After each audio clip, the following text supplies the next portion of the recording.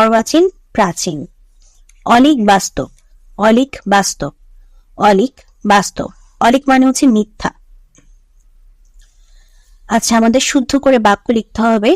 সুধী মণ্ডলী, এই সুধী মণ্ডলী দিয়েই বহু বচন বোঝায়। সে এর সাথে আবার সকল লাগানোর কোনো প্রয়োজন নেই, যেহেতু আমরা বহু বচন বোঝানোর জন্যই এটা বোঝাচ্ছি, সকল ইউজ করছি।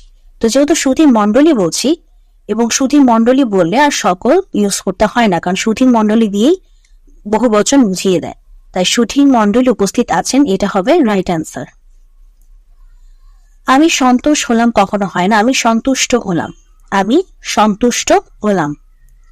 ক্ষমা একটি মহান গুণ না, ক্ষমা একটি মহৎ গুণ, ক্ষমা একটি মহৎ গুণ। দৈন্যতা হবে না, এটা হবে হয় দৈন্য না হয় দীনতা।